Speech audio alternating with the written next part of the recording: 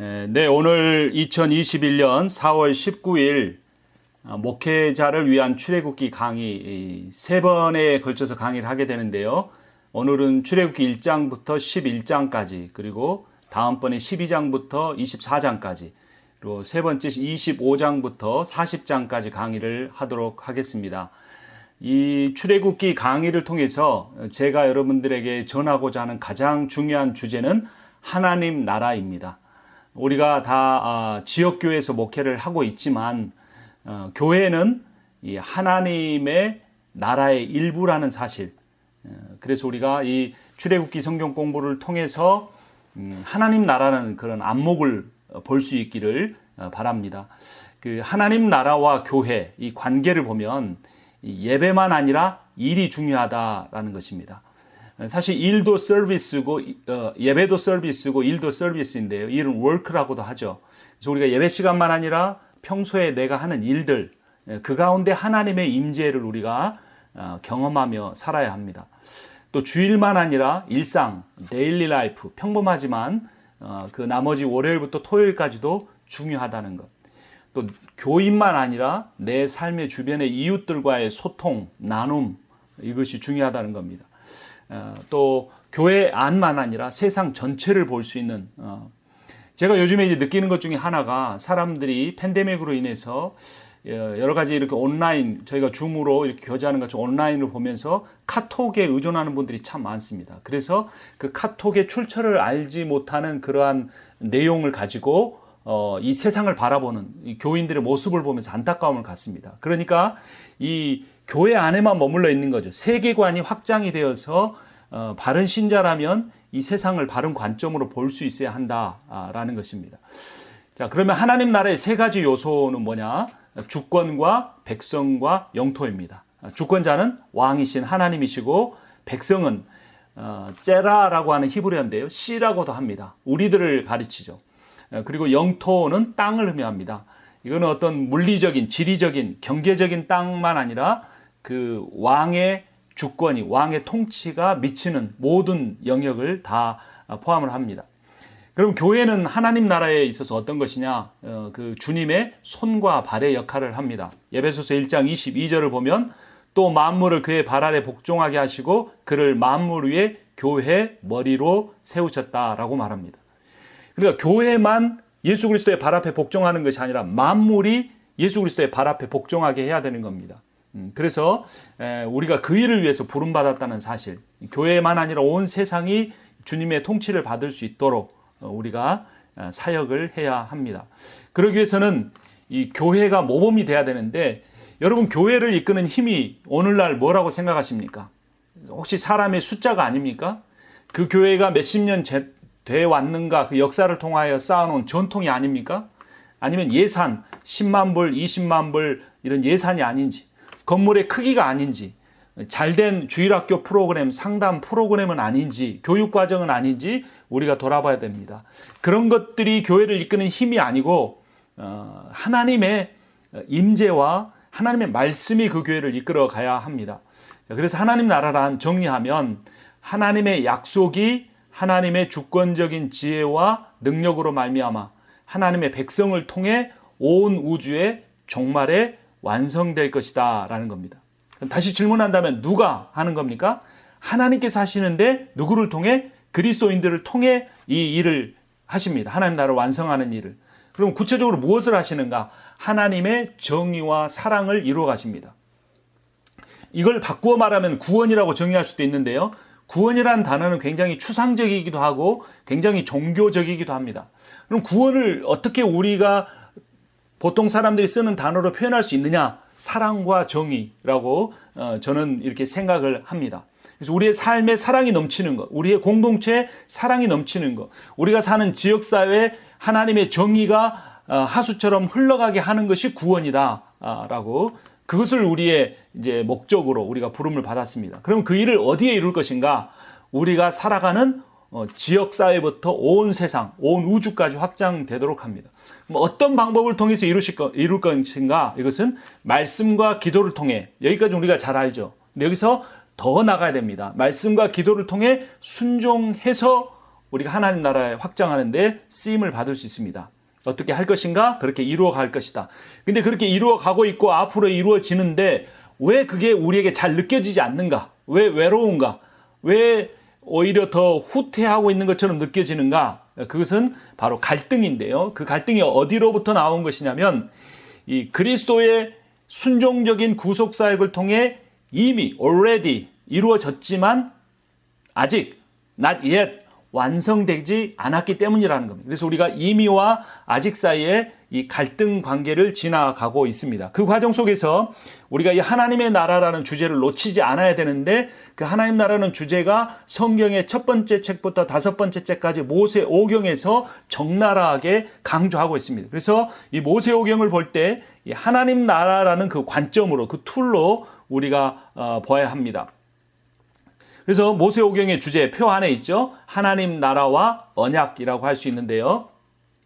언약은 세 가지가 있습니다. 족장 언약, 이게 창세기의 주제입니다. 그리고 시내산 언약, 출애굽기, 레위기, 민수기를 감싸고 있습니다. 출애굽기 19장에서 시내산에 모인 이스라엘 백성에게 20장부터 하나님의 말씀이 선포가 되죠. 그리고 세 번째 언약은 모압 언약입니다. 이거는 요단강 건너편에서 가나안 땅을 바라보면서 선포된 언약. 이 세 가지 언약인데요. 족장 언약은 주권, 왕의 주권을 강조합니다. 하나님이 부르셨습니다. 아브라함을 부르시고 이삭을 부르시고 야곱을 부르시고. 그리고 시내산 언약에서는 백성이 강조됩니다. 아까 말씀드린 히브리어 제라라고 하는 이 씨라는 단어인데요. 이제 출애굽기의 시작이 이 씨의 완성으로 시작이 돼서 그들이 그 시내산 앞에 가서 하나님의 백성으로 모여서 율법을 받는 과정, 백성이 강조가 되고, 세 번째 모압 언약에서는 영토인 땅이 강조됩니다. 아직 실현되지 않은 미래지만 이제 바로 이 강만 건너면 가나안 땅이 있기 때문에 저기는 하나님이 다스리는 땅이 될 것이다, 이겁니다. 자, 이 모세오경을 누가 지었습니까? 모세가 지었죠. 그래서 모세의 시점은 어디입니까? 시내산 언약이 현재의 시점이죠. 제일 표에서 밑에 칸에 보면 모세의 시점에서 출애굽기, 레위기, 민수기는 현재의 시점, 그리고 창세기는 과거의 시점, 자기의 부모로부터 들어온 구존되어 들은 하나님의 말씀의 내용, 과거죠. 그리고 이제 모세의 입장에서 요단강 건너편 가나안 땅은 들어갈 수 없는 곳이니까 미래의 시점으로 바라보게 됩니다. 그래서 과거와 현재와 미래가 세 가지 언약을 통해 하나님 나라를 바라본다. 하나님이 다스리시는 하나님의 백성이 사는 땅, 하나님의 통치가 온전히 이루어지는 땅, 이것이 모세오경의 주제입니다. 자, 그 중에서 이제 스펙트럼을 조금 줄여 가보면 출애굽기는 그 중에서도 백성을 강조합니다. 4번입니다. 하나님의 백성을 중심으로 하나님 나라의 주제인 백성, 주권, 영토를 다시 한번 강조합니다. 그래서 제가 처음 시작할 때 강의가 세 단락으로 이루어진다 그랬죠. 첫 번째 단락 오늘 1장부터 11장을 다루는데 그 첫 파트가 백성의 번성을 다루게 됩니다. 그래서 하나님 나라의 주제 중에 백성을 강조하는데 이 번성한 백성을 애굽 땅에서 건져내는 이야기이죠. 그래서 언약의 내용을 보면 출애굽기 1장 7절에 이스라엘 자손은 생육하고 불어나 번성하고 매우 강하여 온 땅에 가득하게 되었더라. 이 생육하고 불어나 번성했다는 건 창세기 1장 28절에 하나님께서 아담에게 첫 인류에게 주신 약속이었죠. 명령이면서 동시에 약속이었습니다. 그 약속이 이 출애굽기 1장 7절에서 실현이 됐습니다. 그리고 그들이 이렇게 숫자가 불어남으로 인해 학대를 받지만 출애굽기 1장 12절에 그러나의 하나님이 나타나십니다. 학대를 받을수록 더욱 번성하여 퍼져나가니 애굽 사람이 이스라엘 자손으로 말미암아 근심했다라고 말합니다. 출애굽기에서 첫 번째 만나는 하나님, 그러나의 하나님입니다. 우리가 목회를 하고 사역을 하면 열심히 하면 더 잘 될 것 같지만 그로 인하여 더 핍박이 오고 더 힘든 일에 빠질 수 있습니다. 근데 중요한 거는 출애굽기 1장 12절에 그러나의 하나님입니다. 그러나 학대를 받을수록, 그러나 어려움을 겪을수록 우리는 더 번성하고 하나님 나라를 확장시켜 갈 수 있다는 위로를 이 출애굽기 1장 12절에서 받을 수가 있습니다. 자, 두 번째 단락은 출애굽기 12장부터 23장인데요. 자, 백성이 불어나기만 하면 다냐? 그것이 아니라는 겁니다. 교회가 교인 수만 많아지면 다냐? 그것이 아니라는 겁니다. 이제 불어난 백성이 하나님 말씀에 순종해 홍해를 건너 시내산의 앞에 왔을 때 뭘 해야 되는가? 하나님과 약속을 맺어야 되는데 하나님과 이 언약을 맺을 때 중요한 것은 하나님의 주권입니다. 이 말씀에 순종하면 내가 너희에게 복 주고 너희를 번성하게 하겠다. 그러나 너희가 이 말씀을 지키지 않고 우상을 섬기면 너희는 멸망할 것이다 라는 하나님의 주권이 강조됩니다. 그래서 그거에 대한 언약식을 맺는데 말씀을 보면 출애굽기 12장 29절에 밤중에 여호와께서 애굽 땅에서 모든 처음 난 것 곧 왕이 앉은 바로의 장자로부터 처음 난 것을 다 치심해. 여기서 중요한 것은 왕 위에 앉은 바로입니다. 자, 출애굽기는 이게 제목이 뒤에 가서 또 다루겠지만 제목이 문제가 있습니다. 애굽을 나왔다. 이게 중요한 게 아닙니다. 애굽이 어떤 곳이냐? 바로가 다스린 땅이다. 애굽을 나오면 뭐다? 하나님이 다스린 세상이 열린다. 즉 출애굽의 진정한 의미는 왕을 바꾸는 겁니다. 그러니까 수가 아무리 많이 모여도 그 모인 사람들의 몇 퍼센트나 하나님을 왕으로 모시는가가 결정적인 거죠. 그래서 그거를 출애굽기 12장부터 23장에 선포된 말씀을 통해서 왕을 정말 바꾸었는가를 점검하게 됩니다. 그리고 이제 23장까지 말씀이 언약의 그 율법이 선포된 다음에 출애굽기 24장 7절 말씀 언약서를 가지고 이렇게 합니다. 언약서를 가져다가 백성에게 낭독하여 듣게 하니 그들이 이르되 여호와의 모든 말씀을 우리가 준행하리이다 라고 합니다. 자, 이 언약식을 맺을 때 어떻게 하냐면요. 출애굽기 24장을 나중에 묵상해 보십시오. 읽고 짐승을 잡습니다. 그 피를 받습니다. 피의 절반을 하나님을 상징하는 제단에다가 뿌립니다. 나머지 절반을 이스라엘 12지파를 상징하는 12돌 기둥에다가 뿌립니다. 이 말은 무슨 의미냐면 피는 생명입니다. 죽음을 의미합니다. 이 언약을 어긴 쪽은 누구라도 이 짐승처럼 죽을 것이다 라고 하는 언약식을 맺죠. 이 언약, 약속, 이게 옛 약속이니까 그래서 Old Testament, 구약이 되는 겁니다. 근데 이 옛 언약은 언약을 어긴 쪽이 죽게 되어 있는데 신약, 새 언약, New Testament은 뭐 어떻게 됩니까? 언약을 어기지 않은 하나님이 언약을 어긴 백성을 위하여 죽는, 그래서 이것이 새 언약이 되는 거죠. 그 부분은 우리가 12장부터 23장 다룰 것이고요. 24장부터 40장에서는 영토에 대해서 다룹니다. 출애굽기에는 아직 가나안 땅에 들어가지 않는데 무슨 영토냐? 하나님께서 성막을 만들게 하십니다. 여러분, 우리가 성경 일독을 할 때 가장 첫 번째로 무너지는 자리가 이 출애굽기 24장부터입니다. 성막을 어떻게 짓는지 너무나 자세하게 나오는 겁니다. 또 다 끝났는가 싶더니 금송아지 사건이 나오고 나서 실제로 짓는 장면이 거의 똑같이 묘사가 됩니다. 왜 이렇게 반복해서 짓는 겁니까? 성경을 읽을 때 굉장히 중요한 면, 반복은 강조를 위한 것이다. 이게 성막은 하나님이 다스리는 나라를 상징하는 곳입니다. 하나님의 임재가 충만한 곳입니다. 그래서 말씀을 보면 출애굽기 40장 34절에 구름이 해막에 덮이고 여호와의 영광이 성막에 충만하매, 여호와의 영광, 여호와의 임재죠. 38절 낮에는 여호와의 구름이 성막 위에 있고 밤에는 불이 그 구름 가운데 있음을 이스라엘 온 족속이 그 모든 행진하는 길에서 그들의 눈으로 보았더라. 하나님의 인도하심, 하나님의 임재가 충만하고 하나님의 말씀과 하나님의 임재를 따라가는 인도함을 받는, 그것은 정말 모델적인 하나님 나라의 모습입니다. 이렇게 이제 세 단락으로 출애굽기의 전체적인 구조를 볼 수 있고요. 자, 그러면 출애굽기의 제목은 무엇일까요? 제목. 출애굽기의 히브리어 제목은 페엘렛 쉐못입니다. 이것들은 이름들이다. And these are their names라고 되어 있는데요. 출애굽기 1장 1절을 보면 야곱과 함께 각각 자기 가족을 데리고 애굽에 이른 이스라엘 아들들의 이름은 이러하니 라고 되어 있습니다. 그래서 히브리어 성경 제목은 쉐모트입니다. 쉐모트. 자, 이들의 이름, 이스라엘 이름인데요. 이 이스라엘이라는 단어가 이 출애굽기에서는 또 다른 곳에 보면 히브리인이라는 그러한 단어가 자주 사용이 됩니다. 아카도로 하비루인데요. 하비루는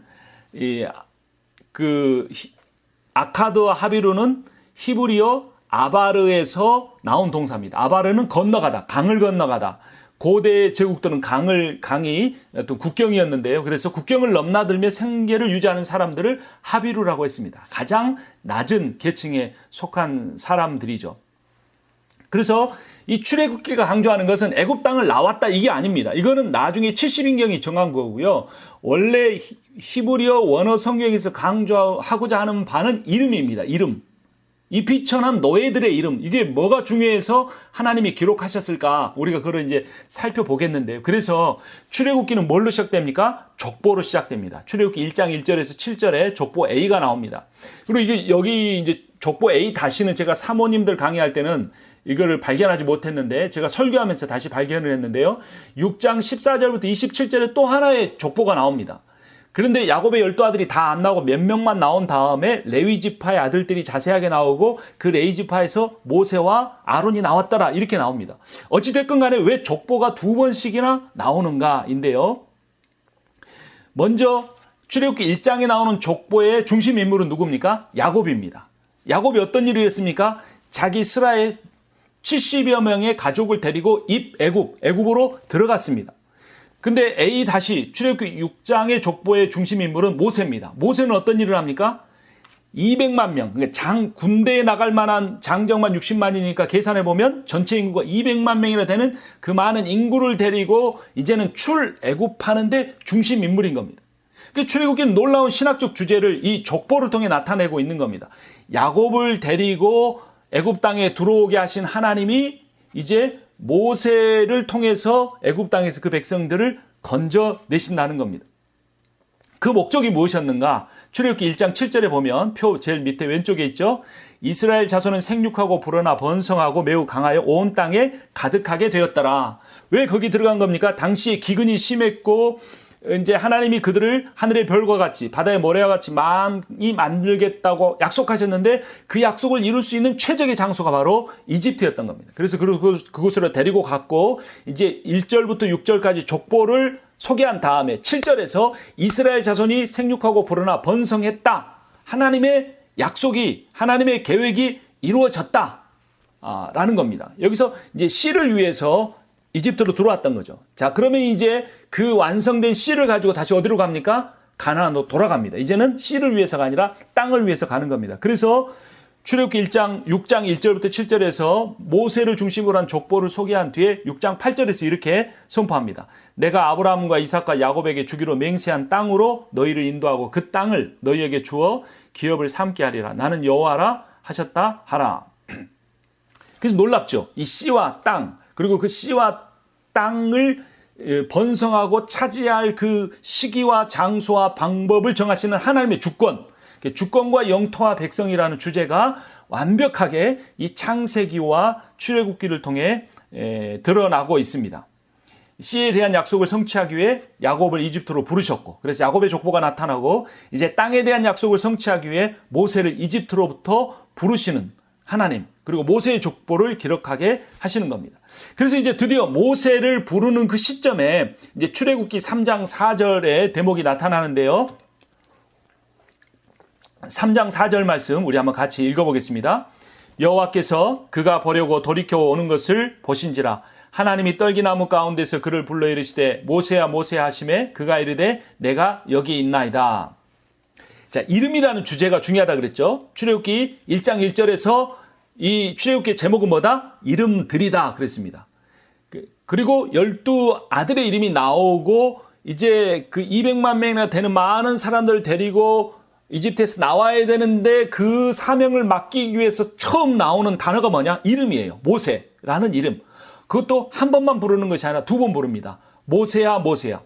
여러분 구약 성경에서 하나님께서 그 자신의 종을 두 번 급하게 부르시는 때가 있어요. 다급한 상황에서. 그게 구약 성경에서 4번이 나옵니다. 첫 번째는 아브라함을 부르십니다. 아브라함이 이삭을 제단에 바치려고 할 때 칼을 들어 이삭을 향해 내리칠 때 아브라함아 하나님이 다급하게 막으십니다. 이제야 네가 네 아들보다 나를 더 경외하는 줄 알겠다라고 말씀하시면서 여호와 이레 하나님이 수풀에 걸린 순념소를 그에게 발견케 하십니다. 그런데 정작 그 모리아 산에서 아브라함의 아들 이삭을 바치게 하지 않으신 하나님께서 그 모리아 산의 다른 이름인 골고다 언덕에서 자신의 아들이신 예수 그리스도를 바치게 하십니다.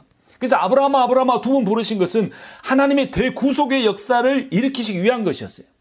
모세야 사실은 내가 네 아들을 원했던 것이 아니다. 모세야 내가 원했던 것은 내 아들을 너를 위해 너의 자손들을 위해 내가 희생하려고 하는 것이다. 이렇게 부르신 겁니다. 두 번째는 창세기 46장 2절과 3절에서 야곱에게 애굽 땅으로 들어가라라고 말씀하시면서 야곱의 이름을 2번 부르십니다. 그리고 사무엘상의 3장 10절에 보면 하나님이 어린 사무엘이 성전에서 잠들어 있는데 그의 이름을 2번 부르시고 이제 엘리 가문이 멸망할 것이고 그 가문을 이어서 네가 선지자가 될 것이다 라고 합니다. 그리고 그 사무엘 선지자를 통해 다윗 왕이 세워지고 다윗 왕의 계보에서 예수 그리스도가 태어나십니다. 그래서 구약 성경에서 하나님께서 자신의 종을 2번 이름을 부를 때 4번이 등장하는데 4가지 장면이 등장하는데 그때마다 하나님은 대구속의 역사가 아주 꺼져가는 폭풍우에 꺼져가는 촛불과 같은 그 구속의 역사를 다시 활활 타오르는 횃불처럼 일으켜 세우실 때 그 일을 하신 겁니다. 그래서 지금 이제 모세는 하나님의 40년의 침묵을 견뎌야 했습니다. 그리고 어느 날과 똑같은 평범한 때로는 너무나 지겨운 어떻게 보면 자신의 삶을 끝내고 싶을 정도로 힘들었던 모세에게 나타나셔서 하나님이 첫 번째 하신 말씀이 바로 모세야 모세야 라고 부르신 겁니다. 그때 모세는 직감적으로 이것이 하나님의 부르심임을 깨닫고 내가 여기 있나이다라고 고백하게 됩니다. 그리고 하나님께서 모세에게 이제 내 백성을 이집트에서 나와 나의 나라로 데리고 가라라고 명령을 하시죠. 자, 그런데 이제 여기서 모세의 이름이 어떤 뜻인지 한번 우리가 살펴볼 필요가 있습니다. 이 모세의 양아버지 이름이 투투 모세스입니다. 투투 모세라는 말씀 많이 들어보셨죠?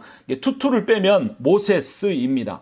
그래서 투투는 신의 이런 뜻입니다. 신의 형상. 그래서 이 투투 모세스는 신의 형상이 육체로 태어나다 이런 의미입니다.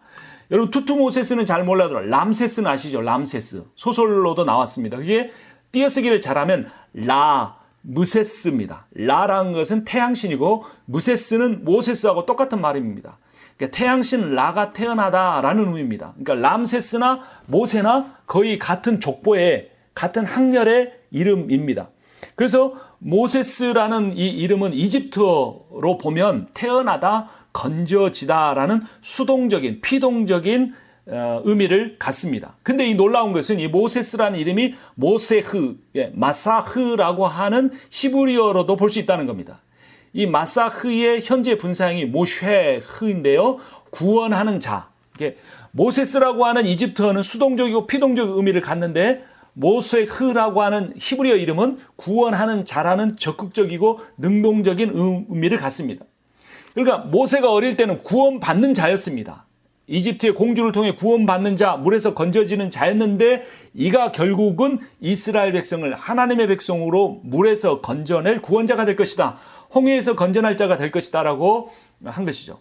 그러니까 여기에 놀라운 이 세상의 역사와 하나님의 나라의 역사가 공존하는 것을 보게 됩니다. 세상 사람들이 이게 자신들의 권력을 이루고 자신들의 성공을 이루는 일이라고 해서 치밀하게 계획해서 해나가는데 하나님은 그것을 다 허용해 주시는 것 같지만 그 세상의 역사를 통해 하나님의 구속의 역사를 동시에 일으켜 가신다는 겁니다.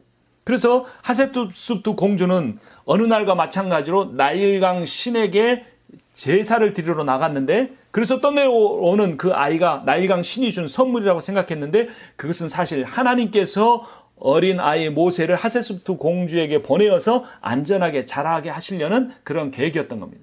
이게 모세라는 이름 가운데 이런 이중적인 세속적 의미와 어떤 구속사적 의미를 다 가지고 있었던 거죠. 우리 목사님들의 이름에는 어떤 의미가 그런 의미가 있습니까? 어떤 여러 가지 의미를 가지고 여러분들의 아버님이 할아버지께서 지으셨을 겁니다. 근데 하나님은 목사님들의 이름을 잘 알고 계십니다. 그리고 이게 세속적 의미를 가지고 이름이 지어졌다고 할지라도 하나님께서 구속사를 위하여 그 이름을 귀하게 사용하실 겁니다. 여러분 모세는 40년을 기다렸습니다. 근데 그 40년이 정해진 40년이라면 기다릴 수 있습니다. 1년 지났습니다. 하나님 2년, 3년, 10년 지났습니다. 하나님 39년 지났습니다. 1년만 참으면 됩니다. 이게 아니었다는 겁니다. 하나님이 약속해 주지 않았다는 겁니다. 그리고 모세가 광야로 온 것은 실패자로서 온 겁니다. 도망자로서 온 겁니다.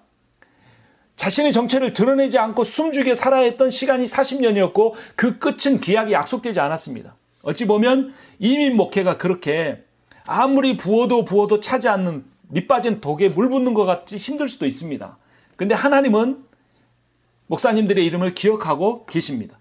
그 이름이 세상적으로는 피동적으로 수동적으로 건져내진 그 자신의 땅이 아닌 이집트의 그런 어떤 사람으로 왕족으로 살아야 했던, 또 이집트의 또 아닌 광야에서 양치기로 살아야 했던 그러한 삶이 언젠가는 끝날 날이 있었다는 겁니다. 근데 그 끝날 날이 어느 날 갑자기 찾아온 거죠.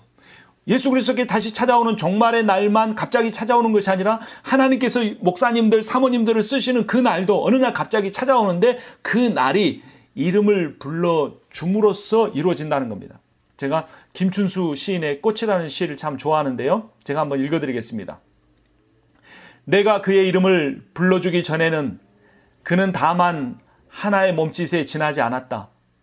내가 그의 이름을 불러주었을 때 그는 나에게로 와서 꽃이 되었다. 내가 그의 이름을 불러준 것처럼 나의 빛깔과 향기에 알맞는 누가 나의 이름을 불러다오. 그에게로 가서 나도 그의 꽃이 되고 싶다. 우리들은 모두 무엇이 되고 싶다. 너는 나에게, 나는 너에게 잊혀지지 않는 하나의 의미가 되고 싶다. 이름이 불려질 때 그의 존재가 깨어나고 그 존재의 의미에 알맞는 삶을 살아가게 된다는 참 아름다운 시입니다. 근데 놀랍게 돼요.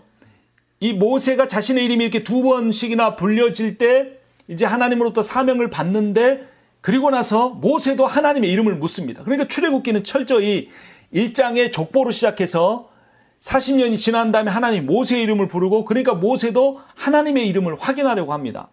거기 13절 말씀이 기록됐죠. 이어지는 모세가 하나님께 아뢰되 내가 이스라엘 자손에게 가서 이르기를 너희의 조상의 하나님이 나를 너희에게 보내셨다 하면 그들이 내게 묻기를 그의 이름이 무엇이냐 하리니 내가 무엇이라고 그들에게 말하리이까. 하나님이 모세에게 이르시되 나는 스스로 있는 자이니라. 또 이르시되 너는 이스라엘 자손에게 이같이 이르기를 스스로 있는 자가 나를 너희에게 보내셨다 하라. 아름다운 광경입니다. 서로 통성명, 이름을 주고받는 거죠. 영어 성경으로 I am who I am 이죠. 히브리어로 에흐헤 아쉐르 에흐헤라고 합니다. 이게 무슨 의미일까? 이어지는 14절에 힌트가 있습니다. 하나님이 또 모세에게 이르시되 너는 이스라엘 자손에게 이같이 이르기를 너희 조상의 하나님 여호와 곧 아브라함의 하나님, 이삭의 하나님, 야곱의 하나님께서 나를 너희에게 보내셨다 하라. 이는 나의 영원한 이름이요 대대로 기억할 나의 칭혼이라 라고 합니다. 역사성이 있습니다. 그리고 그 역사 속에서 하나님은 여러 족장들을 부르셨고 그 족장들의 이름을 기억하시고 그들의 하나님이라고 자기를 소개해 주십니다. 그러니까 하나님은 자존자이면서 스스로 계신 분이기 때문에 모든 것이 다 피조물인데 하나님만 스스로 계시는 창조자이신데도 불구하고 자신의 이름을 연약한 피조물과 연결시켜서 소개하고 있다는 겁니다. 아브라함에게 필요한 하나님, 이삭을 도우시는 하나님, 야곱을 끝까지 참으시는 하나님, 오늘 줌 강의를 통해 출애굽기 강의를 듣고 계시는 목사님 한 분 한 분의 하나님으로 역사하십니다. 이 의미는 나는 존재하는 그분이다. 에고 에미 호온이라는 뜻이기도 하고요. 나는 존재하는 그 존재이다. 뭐 이런 아주 복잡하고 철학적인 의미인데 단순하게 보면 문법적으로 직역하면 나는 나 자신이다. I am myself. 이게 세번역 성경은 그래서 나는 곧 나다라는 겁니다. 그러니까 저는 임상훈 목사다라고 규정 지을 때는 저의 교인이 근거가 되는 거죠. 저는 아버지입니다라고 할 때는 제 두 아들이 있는 거죠. 저는 남편입니다라고 할 때는 제 아내가 있는 거죠. 그리고 인간이라는 존재는 다른 어떤 그런 개념에 의해서 규정 지어지는 존재입니다. 근데 하나님만큼은 자존자다. 스스로 계실 수 있는 분이다라는 의미입니다. 예. 그런데 이러한 하나님의 이 이름이 놀라운 의미를 갖고 있는데 그 놀라운 의미가 어디서 밝혀지느냐? 예수 그리스도께서 요한복음에서 자신을 나는 뭐뭐이다라고 소개를 하시는데 그때 에고 에이미라는 헬라어가 나옵니다. 그리고 그 에고 에이미의 의미가 7가지로 요한복음에서 게시되는데 그거는 뒷부분에 가서 이제 좀 더 자세히 다루도록 하겠습니다. 자, 그러니까 지금 이제 이름의 3가지 측면을 말씀드렸죠.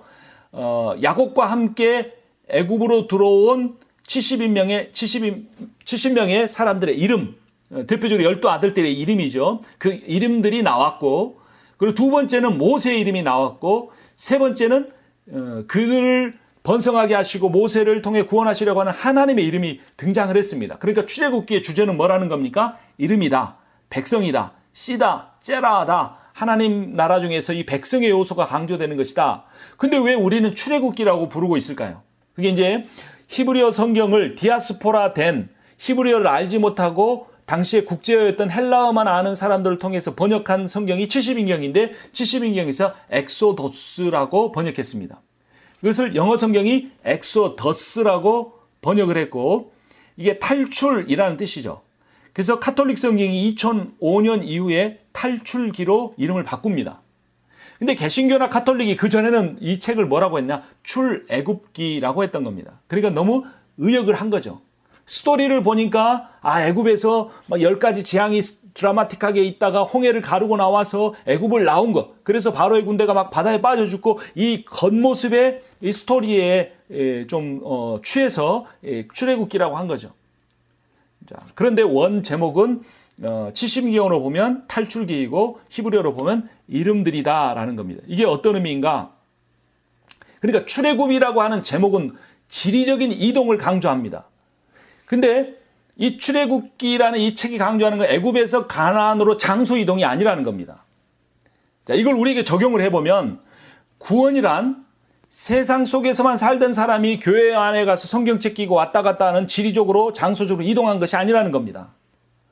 구원이란 뭐냐면 이 이집트를 다스리는 왕인 바로의 통치 아래에서 벗어나서 근데 그 바로가 다스리는 땅은 어떤 곳입니까? 문명이 발달했어요. 과학이 발달했어요. 종교가 발달했어요. 철학이 발달했어요. 먹고 살만해요. 노예지만. 그런데 광야, 하나님이 다스리는 광야는 어떻습니까? 결핍됐습니다. 소외될 수도 있습니다. 외로울 수 있습니다. 춥고 덥습니다.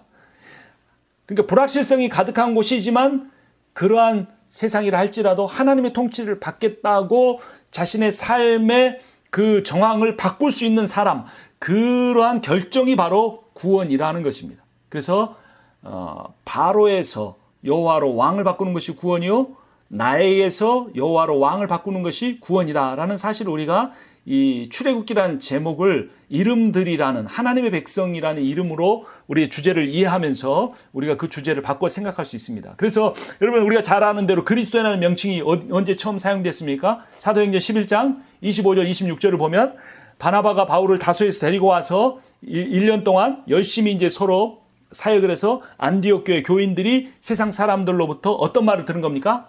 저 사람들은 그리스도의 사람들이다. 이건 무슨 의미냐면 속되게 말하면 예수에 미친 사람들이라는 겁니다.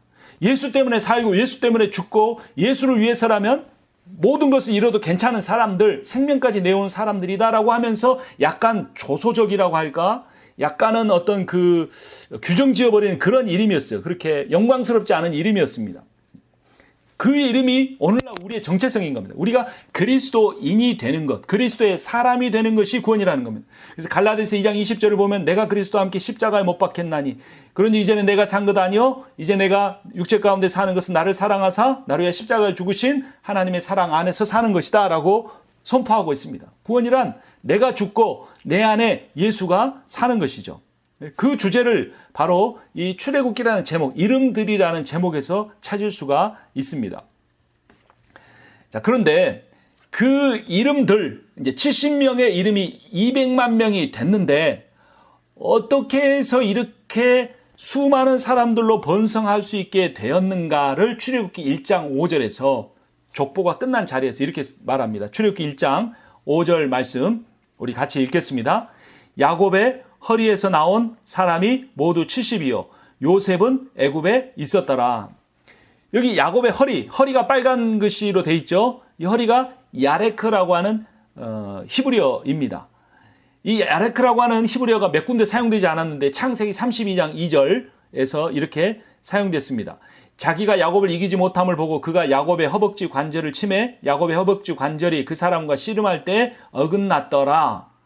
허벅지 관절은 생식기를 둘러싸고 있는 보호하는 그 뼈입니다. 이게 부러졌다는 것은 이제 더 이상 자녀를 낳을 수 없다는 거죠. 물론 야복강 씨름을 하기 전에 이미 야곱은 자식들을 다 낳았으니까 뭐 생식 활동을 못 하더라도 상관이 없죠. 그러나 이건 상징적인 의미, 족장의 권위를 상징합니다. 그러면서 성경 기자는 바로 이 부러져 버린 그 야곱의 야레크에서 이 70명이 나왔고 그 70명이 생육하고 번성하여 하나님의 언약이 성취되었다라고 말합니다. 그러니까 인간의 능력과 인간의 지혜와 어떤 인간의 어떤 경험이 무너져버린 그 자리에서 하나님의 약속이 성취되어진다는 겁니다. 여기에 놀라운 복음의 진리가 있습니다. 우리가 목회자로 부름받을 때 얼마나 가슴이 뛰었습니까? 우리가 하나님의 종으로 살 수 있다는 것에 대해서, 부름받음에 대해서, 이 첫 사역주로 부름받았을 때 우리가 얼마나 기쁨이 가득 찼습니까? 그런데 하루하루 우리들 가운데 실망이 우리를 찾아오고 때로는 절망까지 하기도 하고 고통의 나날을 보내고 있지는 않습니까? 근데 성경을 읽어보면 바로 그 자리가, 인간이 절망하는 그 자리가, 내가 무너진 그 자리가 하나님의 약속이 실현되고 하나님의 뜻이 이루어지는 그 자리가 될 수 있다라고 이 출애굽기 1장 5절에서 분명하게 이 야레크라는 히브리어의 공통된 사용을 통해서 강조하고 있습니다. 그래서 28절에 보면 그가 이르되 내 이름을 다시는 야곱이라 부를 것이요 이스라엘이라 부를 것이니 이는 네가 하나님과 및 사람들과 겨루어 이겼음이니라 라고 말합니다. 야곱이라는 것은 야코프, 발뒤꿈치 잡는 자라는 뜻이죠. 쌍둥이였는데 누가 먼저 나갈까 하다가 에서가 형이 먼저 나가니까 형 발뒤꿈치 잡고 나왔어요.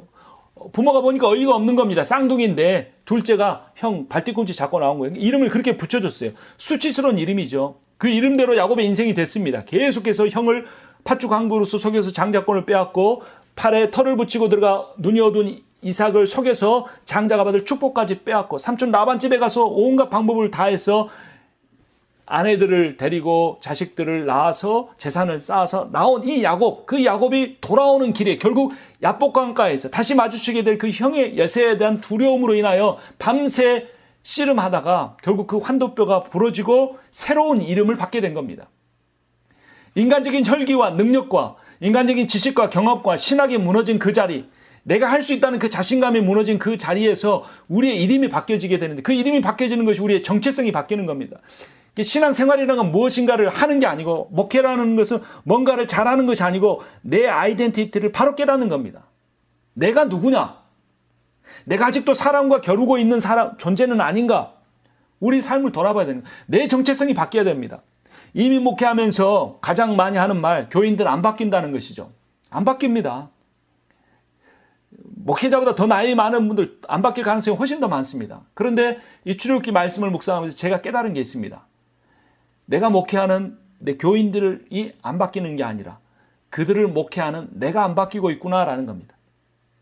내가 야곱의 환도뼈가 부서진 것처럼 내가 나의 자랑하는 나의 어떤 것들, 내가 그래도 마지막까지 놓치고 싶지 않은 나의 어떤 장점들, 이게 무너질 때 내 이름이 야곱에서 이스라엘로, 사람과 겨루던 그러한 이기적인 존재가 하나님과 겨룬, 하나님 앞에 기도의 씨름을 제단을 쌓는 사람으로 바뀌어가는 그러한 일들이 일어나야 한다는 것이죠. 그래서 사람과의 관계도 중요하지만 하나님과의 관계가 더 중요하다. 그러니까 사람과의 관계는 목회라고도 할 수 있습니다. 근데 이거는 뭐다? 거울이다라는 겁니다. 내가 목회하는 현장은 거울이에요. 그런데 이 거울이 뭘 비춰주는가? 목회자인 임상훈 목사와 하나님과의 관계를, 그게 실제인데 그 실제를 비춰주는데 하나님과 나의 관계가 어디 있어? 안 보이잖아. 추상적이잖아. 안 보이긴 뭐가 안 보이는가? 봐라. 너와 네 성도의 관계가 그게 하나님과 너와의 관계를 비춰주는 거울이다라는 거예요. 그러니까 하나님과의 관계가, 그 실제의 관계가 성공하면 사람과의 관계, 목회도 성공한다. 그것을 우리가 알게 되는 겁니다. 목회는 사실 사람을 잘 다루는 것이지만 그러한 관계의 지혜는 모두 다 하나님으로부터 옵니다. 잠언 9장 10절을 보면 여호와를 경외하는 것이 지혜의 근본이요 거룩하신 자를 아는 것이 명철이니라. 경외한다. 이게 두려워 떤다는 의미가 아니라, 그런 의미도 있지만 경외라는 말의 의미는 하나님을 경외한다는 말은 하나님을 하나님답게 드린다는 겁니다. 하나님이 지혜의 근본이시고 하나님이 모든 심판주이시고 모든 것의 주권자시라는 것을 그 대접을 해드리는 것이 하나님을 경외하는 겁니다. 자, 그렇게 하나님을 경외하는 사람은 그 실제의 삶이 어떻게 거울로 나타나는가? 빌립보서 2장 3절을 보면 아무 일에든지 다툼이나 허용을 하지 말고 오직 겸손한 마음으로 각각 자기보다 남을 낮게 여기고, 그러니까 하나님에 대한 경외라는 그 실제의 삶의 모습은 사람에 대해서 겸손하다는 거울을 통해 드러나게 돼 있습니다. 결국 성도들은 목회자를 닮아가게 되겠죠. 자, 그때 이제 또 한 번 이 야레크라는 표현이 나타납니다. 그 디나라는 딸이 있었죠. 그 딸이 세겜 족속을 보러 나갔다가 또 좋지 않은 일을 당하게 되고 디나와 한 배에서 태어난 시몬과 레위가 세겜 족속 할례 받게 하고 할례 받으면 결혼하게 해주겠다고 하고 거짓말하고 다 할례 받아서 신음하고 있을 때 다 죽여버리죠. 그 세겜 족속과 같이 부족 연맹체가 이제 야곱의 족속들을 이제 몰살시킬 그 위기 가운데 하나님께서 야곱에게 베델로 올라가라 그랬죠. 베델이 어떤 곳입니까? 형 에서를 피해서 형 삼촌 라반 집으로 가다가 차가운 돌베개를 베고 잤는데 천사들이 오르락 내리락 거리면서 이 야곱의 잠든 모습을 보았던 자리가 베델인데 그 베델로 올라가라고 말씀하신 겁니다. 그리고 그때 창세기 3장 11절에 35장 11절에 이렇게 말씀합니다. 하나님이 그에게 이르시되 나는 전능한 하나님이라 생육하며 번성하라 한 백성과 백성들의 총회가 내게서 나오고 왕들이 내 허리에서 나오리라. 환도뼈, 허리 뭐 여러 가지 단어로 번역됐지만 히브리어로는 한 가지 야레크입니다. 너희 족속 안 멸망한다는 겁니다. 세겜 족속의 부족의 연맹체가 아무리 쳐들어 안 멸망한다. 내가 지켜준다라는 겁니다. 근데 야곱의 인생에서 가장 절망스러울 때가 언제였을까 생각해보면 야복강보다 이 베델이었던 것 같아요. 두 번째 갔던 그 베델. 아들들이 끝까지 불순종하고 딸도 불미스러운 일을 당하고 모든 부족의 우겨쌈을 당한 그 상황. 평생을 이루어놓은 그 모든 것들이 무너질 그 상황. 그때 하나님은 다시 한번 인간의 무너진 자리에 하나님의 약속이 반드시 성취될 것을 약속해 주십니다. 자, 그러면 이 하나님의 백성이 이렇게 해서 그 야곱의 부러진 환도뼈에서 생육하고 번성한 200만 명이나 되었는데 그 묘사를 다시 한번 보죠. 3번에 출애굽기 1장 7절 말씀을 보면 이스라엘 자손은 생육하고 불어나 번성하고 매우 강하여 온 땅에 가득하게 되었다라고 합니다. 이 생육하고 불어났다, 생육하고 번성했다라는 단어가 여러분 어디서 떠오릅니까? 이게 굉장히 중요한 언약과 연결이 됩니다. 그 밑에 보면 아담 언약, 창세기 1장 28절 하나님이 그들에게 복을 주시며 하나님이 그들에게 이르시되 생육하고 번성하여 땅에 충만하라. 이건 하나님의 명령이지만 하나님이 그 명령에 합당한 능력까지 주셨죠. 아담 언약이라고 볼 수도 있습니다. 또 창세기 9장 1절에 보면 노아 언약입니다. 하나님이 노아와 그 아들들에게 복을 주시며 그들에게 이르시되 생육하고 번성하여 땅에 충만하라. 생육과 번성이라는 단어가 또 나옵니다.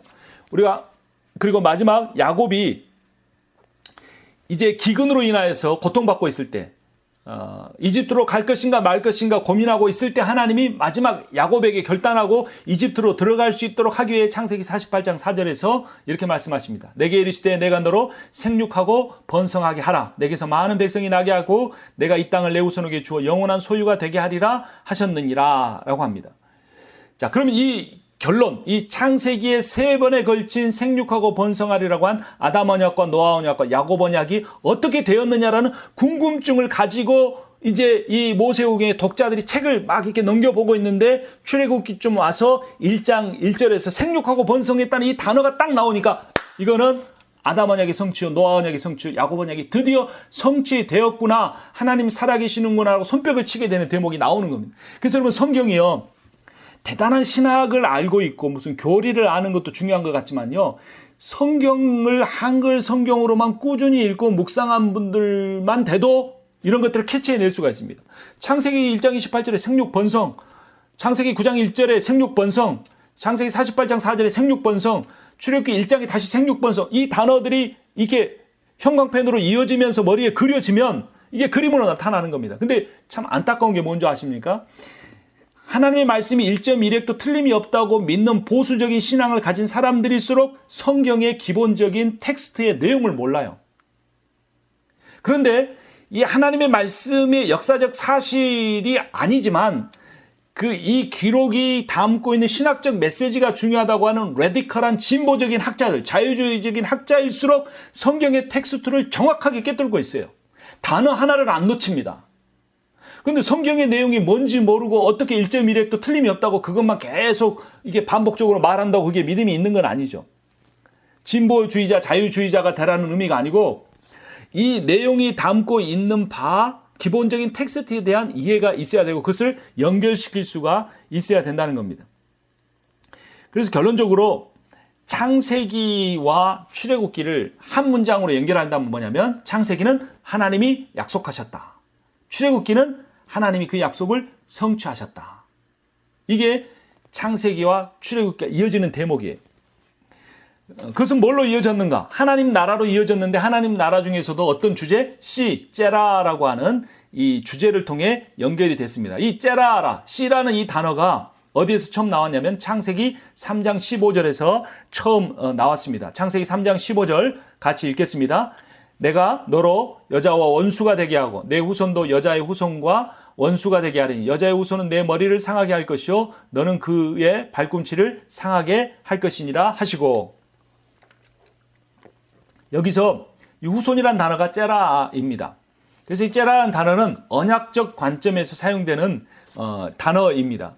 이 째라가 이제 생육하고 번성하여 땅에 편만하게 되었다라는 그런 약속입니다. 그래서 이게 원시복음이라고 하는데 이 원시복음이 아브라함 언약과 시내산 언약, 또 신약 성경의 새 언약으로 연결이 되는데요. 창세기 3장 15절이 원시복음이고 그 다음에 창세기 12장 1절에서 3절이 아브라함 언약입니다. 여호와께서 아브라함에게 이르시되 너는 너의 고향과 친척과 아버지의 집을 떠나 내가 내게 보여줄 땅으로 가라. 내가 너로 큰 민족을 이루고 내게 복을 주어 내 이름을 창대하게 하리니 너는 복이 될지라. 너를 축복하는 자에겐 내가 복을 내리고 너를 저주하는 자에겐 내가 저주하리니 땅의 모든 족속이 너로 말미암아 복을 얻을 것이라 하신지라. 12장 1절에서는 땅, 12장 2절에서는 째라, 백성, 12장 3절에서는 축복과 저주를 결정하는 하나님의 주권. 그래서 여기도 하나님 나라의 세 가지 요소가 다 등장을 합니다. 그리고 창세기 22장 16절에는 그 중에서 째라, 백성에 대한 강조가 나옵니다. 막 이제 하나님이 아브라함아 아브라함아 하고 막으시고 하시는 말씀입니다. 16절 이르시되 여호와께서 이르시기를 내가 나를 가리켜 맹세하노니 내가 이같이 행하여 내 아들 내 독자도 아끼지 아니하였은즉 내가 내게 큰 복을 주고 내 씨가, 여기서 창세기 3장 15절에 여자의 후손과 똑같은 째라가 사용됐습니다. 크게 번성하여 하늘의 별과 같고 바닷가의 모래와 같게 하리니 내 씨가 그 대적의 성문을 차지하리라. 창세기 3장 15절에서 여자의 후손이 뱀의 후손의 머리를 밟을 것이다 한 말씀과 똑같이 대적의 성문을 차지하리라. 또 18절에 내 씨로 말미암아 천하 만민이 복을 받으리니. 놀랍지 않습니까 여러분? 하나밖에 없는 아들을 죽이면 끝이 나고 없어져 버리는데 아브라함은 로마서 5장에 보면 그가 죽을지라도 하나님이 다시 살려낼 줄을 믿었다고, 내가 아들을 낳을 수 없는 내 상태에서 무에서 유를 창조하신 하나님이 죽은 아들도 살려낼 거라는 부활의 능력을 갖고 있을 믿음을 갖고 있었다고 선포하는데 그 믿음의 근거에서 이 이삭이라는 씨가 생명을 유지하고 그 씨가 창세기 3장 15절에 여자 후손의 씨가 되어서 바로 이 이삭이 바쳐지려고 했던 이 모리아 산 바로 그곳 골고다 언덕에서 하나님의 씨인 여자의 후손이 죽으심으로 하나님의 백성이 원수 사탄의 백성에게서 건진받아 하나님 나라의 백성이 되는 이 놀라운, 창세기가 출애굽기와 이어지고 출애굽기가 복음서와 이어지는 이 놀라운 구속사의 스펙트럼을 우리가 볼 수 있습니다. 자, 그래서 이 창세기 12장과 창세기 22장의 하나님의 씨에 대한 약속이 이루어지기 위해서 이집트로 들어갔습니다. 그래서 씨를 얻기 위해서 땅을 잠시 유보하고 가게 되는데요. 앞서 말씀드린 것처럼 창세기의 약속이 출애굽기에 성취되었다. 창세기의 약속은 큰 민족을 이룰 것이다. 네 씨가. 그리고 출애굽기는 그리고 그렇게 큰 민족을 이룬 그들의 이름은 바로 이것이었다. 그들의 씨는 바로 이것이었다라고 이야기합니다. 자, 그런데 이 아브라함이 이 모리아산에 올라갔는데 모세는 시내산에 올라갔죠. 근데 여기에 공통점이 있습니다. 아브라함은 처음에 부름받을 때 내가 너에게 지시할 땅으로 가라 했을 때 갈대아 우르 하란을 떠나서 혈연과 지연을 포기하고 갔죠. 그리고 다 끝난 줄 알았는데 아들 이삭을 낳았을 때 내가 너에게 지시한 산으로 올라가라 라고 합니다. 그 산에서 아들을 포기하고 하나님께 다 맡길 때 하나님이 놀라운 약속을 아까 살펴본 대로 주셨죠. 근데 이게 똑같습니다. 이스라엘 백성이 아브라함이 돼서 내가 너에게 지시할 땅으로 가라. 일단 애굽을 떠나라는 겁니다. 애굽에 400년을 살았습니다. 혈연 지연 다 포기하고 가야 됩니다. 그 애굽만 나오면 될 줄 알았는데 내가 너에게 지시할 한 산으로 가라. 그래서 시내산으로 가게 됩니다. 그리고 시내산에서 우리가 앞에서도 읽었지만 출애굽기 24장 6, 7절에 모세가 피를 가지고 반은 열의 양푼에 담고 반은 제단에 뿌리고 언약서를 가져다가 백성이 낭독하여 듣게 하니 그들이 이르되 여호와의 모든 말씀 우리가 준행하리이다 라고 합니다. 그래서 언약은 어떤 의미라 그랬죠? 언약을 어긴 쪽이 죽는 거예요. 피 반씩 뿌렸으니까. 이게 옛 언약입니다. 출애굽기 24장 6, 7절에서 구약이라는 제목이 나왔어요. 근데 이 옛 언약은 언약을 어긴 쪽이 죽는데 누가복음 22장 20절에서는 저녁 먹은 후에 잔도 그와 같이 하여 이르시되 이 잔은 내 피로 세우는 새 언약이니 곧 너희를 위하여 붓는 것이니라. 새 언약 어떤 언약입니까?